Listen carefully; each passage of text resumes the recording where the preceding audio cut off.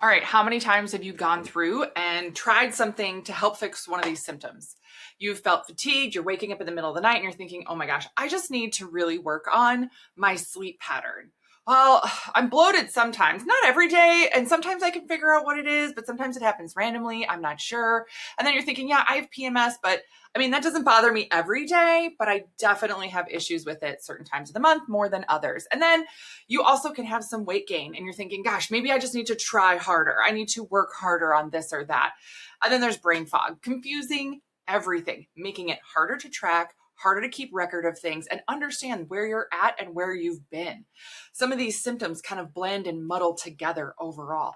This is one of the most frustrating, annoying things that women go through. And one of the biggest problems that I see day after day is that it's not that you're not trying. It's not that you're not doing anything and just letting this exist as is. You're going after things one at a time and not thinking of this as a pattern for your entire system, right? So I'm Dr. Beth Westy, women's health and hormone expert, and we're going to be diving into this today. And I want you to know that there is a way for you to figure out what exactly is the main issue and how to target it. We're doing this in a live workshop. We're going through this with you in person to make sure that we have all this information for you so that you get this right up front, so that you understand, oh, holy bananas, there is an answer here. There is something more for me to do other than just hope and pray that I'm getting something done, right? This is the most important thing to target for so many women because they're like, I don't want to spend any more money on a supplement that's not going to do anything. What's the chance? One of the biggest hesitations that women have with doing any more investigative testing is that they're just unsure that it's going to work. What else is this going to show me? Because I've done everything else already. And then without fail, every single Dutch test report that I do for women, they're like, this was the most validating thing I've ever done. You told me things about my body that I didn't even realize were connected together. How did you know that? How did you know that? I am not a psychic. I make zero claims to being a psychic. All I know how to do is read your labs and understand what's happening physiologically in your system. I'm real good at reading labs. And that's what I've been doing for, oh my gosh, I don't know, a decade or more, a long time. This is what to target. And this is how we go about it. So again, I'm going to teach you some of this stuff in this workshop, deep dive into it. So you're not lost, you're not struggling, you're not frustrated. And we're just going to be able to start at the right place. So you actually get the right results. Because here's the thing is that if you're thinking, oh, I'm fatigued and I'm waking up in the middle of the night, maybe I need a different sleep supplement, right? So this is what people do. I'm going to grab a different color marker here. This is what I see again and again and again, right? Oh my gosh. Okay. I'm tired. So I'm going to have more coffee or energy drinks or something. Oh, by the way, oh my God. Okay. This is going to make me start sweating. I'm going to get so mad. Oh, I saw this commercial the other day. Okay. I don't really watch TV that much or whatever, who watches anyway. But I saw this ad come across and it was for an energy drink. And it was this gal that's like, right away in the morning, I drink my energy drink. And then I go to my spin class. And then I have a green juice. And then I have another energy drink on my way to the office. And da-da-da-da-da. She's having 3 or 4 energy drinks a day, apparently. And it's this super skinny gal that's got this nice smile on her face and all these things. And I was like, that's terrible for women who are actually fatigued. Because it doesn't actually make you less fatigued.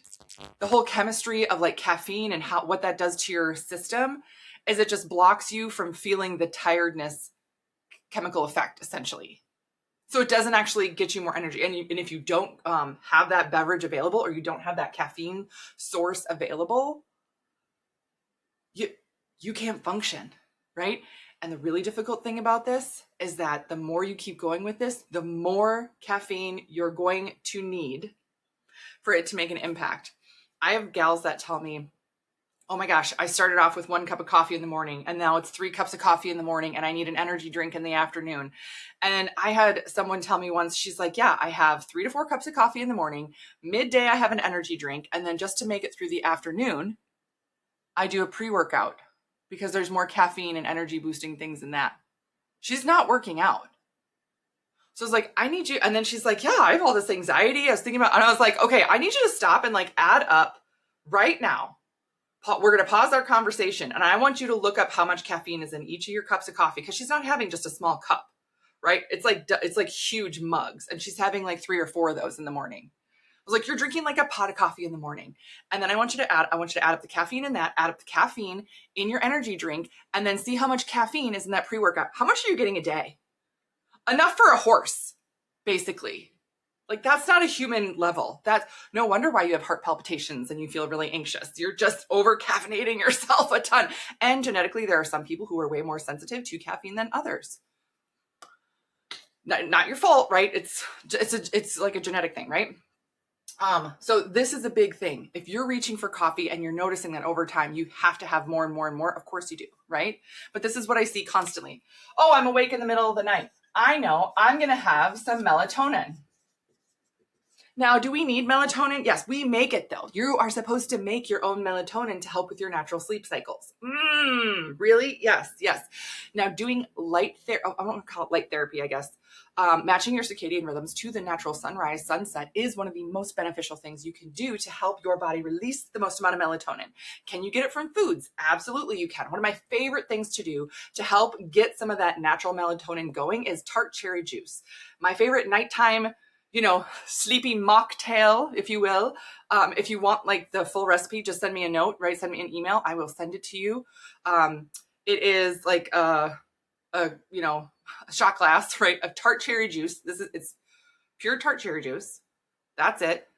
Dump that in there. Get some magnesium in there, right? Magnesium. Now I use a magnesium blend, which I'll send you because it's different types of magnesium, not just the glycinate, but orotate and everything else. Wonderful. And then sometimes if you want to put some other things in there, but I love my Sleepy Time tincture, add it in there.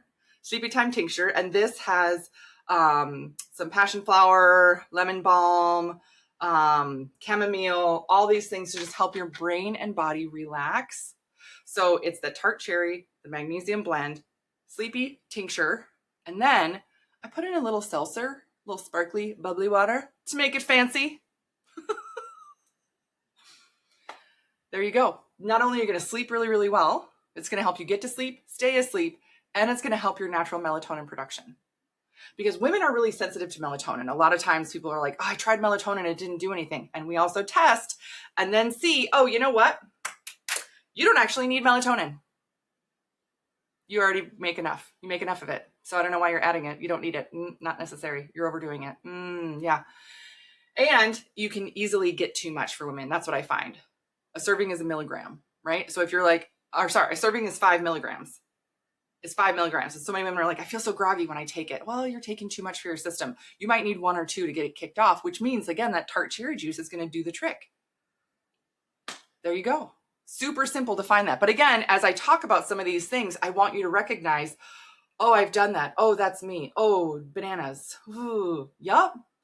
Again, it is not just that. This is rolled into a bigger picture altogether, which again, we're going to map out in the root cause pattern mapping framework that we're going to go through in this workshop. We're going to go through it, deep dive into it, and you're going to get all the content and info for it.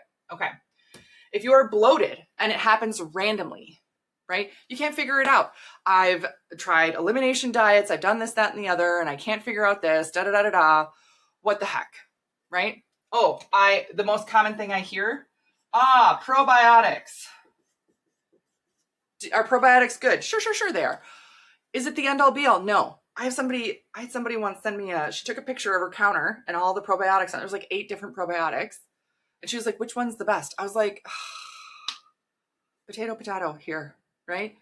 If you have leaky gut, you can't just keep adding in probiotics and hoping that it's going to resolve it.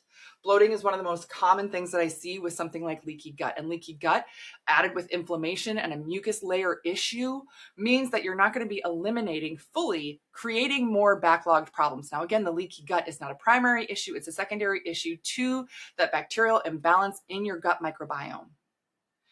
That's a whole thing to work on. But where does it start? Does your gut issues also contribute to your fatigue? Yes. Does your gut issue contribute to your PMS? Absolutely it does. Absolutely it does. Because if you're not eliminating properly, you're actually not essentially getting rid of the estrogen that your body makes. When we talk about Hormones overall, the 3 P's of hormones. I say this all the time. It's how much you produce, how you process it, and the pathways out. Those are the 3 P's. You have to do all of them. One is not more important than the other. They're all equally important. So bloating is a sign that you're not having the pathway out of estrogen, which means that it's going to lead to that PMS issue overall because you have that imbalance overall of estrogen to progesterone. You can have breast tenderness, all these other things, right? And so with this, the most common thing that I see women try to work on with PMS is just thinking, oh, I know that this is a problem. I know that this is an issue. You know, I'm going to try and get on I'll just call it a mood elevator, right? Mood something, right? It can be a supplement. It can be some other type of, you know, exogenous pill source that you're looking at to say, why am I such a crabby beehive all the time? I've got PMS and it gets really, really bad. I know, I just need a mood elevator. It's not just your mood. It's not just in your head, right? It is that your hormones are not regulated. When that estrogen is unopposed and you don't have enough progesterone. Progesterone helps you chill out, calm down, be in a more even keel, all that stuff. So you're missing out on that huge piece of it, right? And again, so often you're thinking, oh my gosh, this week my PMS is so bad. Let me narrowly dive just into that. And you're kind of ignoring the fact, because this becomes the squeaky wheel. And you're kind of ignoring the fact that you've been bloated for a long time and that you're fatigued. Well, of course I'm fatigued. I have PMS. I don't feel good. Right. But they're all part of the same issue, right? Now the weight gain, I've gained weight too. And now that I'm bloated and I'm PMSing and I'm really irritable, all this stuff, I know I'm going to try this crash diet, especially during a time where you have that PMS and you're bloated and fatigued. And what your system does at that point is says, oh, we're now doing a severe calorie restriction or a nutrient restriction of some kind that adds more stress to your body, which then throws your system into more fat storage. So easy to kick on that fat storage for you because your system sees that stress response. It's like, oh, I know what to do here. Goody. We're going to take that celery you ate and just hold on to it forever. So this up and down weight piece where you're like, I don't understand. Now, again, it is normal for you to go through a weight fluctuation through the month. If you're weighing yourself and saying, I'm tracking my weight and everything else, and you weigh yourself every week, you need to compare that to the previous month week, if that makes sense. So if you weigh yourself on, let's say, day 10 of your cycle, right? Day 10, day 1 is the first day of your period. So you're on day 10, right? This is before ovulation, all that stuff. Estrogen should be, you know, at a pretty good level. Progesterone hasn't kicked in yet, but it should be at a pretty good level. You should be feeling pretty good. That's the time to weigh yourself. Don't weigh yourself the next week. Don't do it. Don't do it. The shift and change in hormone actually shifts and changes so much, including how you hydrate yourself and the mineral absorption and hydration of the cells itself so that you hold more water weight during weeks 3 and weeks 4. Yeah. So it's not helpful to compare your day 10 body to your day 25 body. Also, your uterus increases in size and blood volume and everything else. So your uterus literally doubles in size just with your period, holding all that blood volume and everything else. So you're adding pounds. This can be 5 pounds of a difference in a matter of a couple of weeks, which is a normal fluctuation to look at. So don't be deceived by the fact that you're like, I'm 4 pounds heavier than I was 2 weeks ago. Yes, you should be. That's normal for the physiology happening in your body. So doing a crash diet at that time, especially when your system needs more nutrients, you need more protein, more fats, more minerals during that time, during weeks 3 and 4, that luteal phase, that adds, again, not only that stress, that reduction in caloric intake, that crash diet adds stress, and the fact that you're not getting those extra nutrients is another layer of stress to your system, which again throws you into that fat storage harder. So again, we can talk more about that. Let me know. You can put some info in the comments and I'm more than happy to deep dive into that. But that's a really big piece here that a lot of people miss. And again, you're thinking that, oh my gosh, it's not even connected to the PMS. Yes, it is. It absolutely is. It's all connected. But what's the most important? It's different for everybody. That's why we go through this. I'm not going to make this list and say this is where you should start, because where you should start is going to be different than where somebody else should start. What we do is make specific recommendations, customized recommendations. And a lot of it comes from you. And this is one of the tools that we use to figure it out. Do we have other tools? Do we have testing and stuff? Yes, absolutely. But this is a first step to figuring it out, to deep diving in and saying, oh, listen, you don't want to sleep on this. You do not want to miss out on understanding just that much more about your system. So because it breaks it down and you're like, holy bananas. Every time I do a workshop or something, people realize, oh, not only did I learn information overall and I understand more, but I learned more about my body and then what to do for it and where I can spend more of my energy and where I can stop wasting my time, because that's what's most important. Where you've tried to like, oh, let me try more probiotics. Again, that gal that sent me 8 different probiotics, those aren't cheap. And those are just the ones that she had gotten in the last month. I ordered these from this place. I got this from this. I got this from the store. These are supposed to be really good. I was like, yeah, none of them are bad. But again, you're targeting like the complete wrong thing, right? It's like saying, oh, my car's not working correctly. Let me just make sure the windshield is really clean. And put an air freshener in there. Check engine light's still on. Right? Okay, last one here, this brain fog piece of it. This is also really, really important. Again, besides the caffeine piece that I see people look at, I will see them try other things like mushrooms. And other things like that, like reishi, turkey tail, all that stuff. Great. Now, one of my favorite types of coffee is like a mushroom coffee, right? And it's got like these, oh, it's for cognition and all this stuff. Sure, right? Sure. I will tell you honestly, though, that if you have low androgens, low DHEA, just having that mushroom it's not going to feel like it works. You're going to be like, I don't know if this is really doing anything. I've been taking this supplement for my brain health. I don't know. I don't know if this is doing anything. A lot of times the things that you're doing, again, they're not bad. You're just missing the bigger picture. You have this depletion. You have an androgen depletion. You have a gut terrain issue, and you're missing out on taking care of that so that you actually have that cognitive clear brain function. So that if you're like, yeah, I want to feel a little more mentally sharp, then layering this in actually works. It feels completely different because you're actually layering it on top of a solid foundation, right? The way I describe it again is that if you're going to build a house and you've got a crooked foundation, and then you're like, oh, I'm going to make sure the pictures in the house are always straight. You have to go around and straighten the pictures every day. But it doesn't matter. You can keep doing that all day long. The foundation is still crooked. This goes through the foundational piece of it. That's what we're diving into.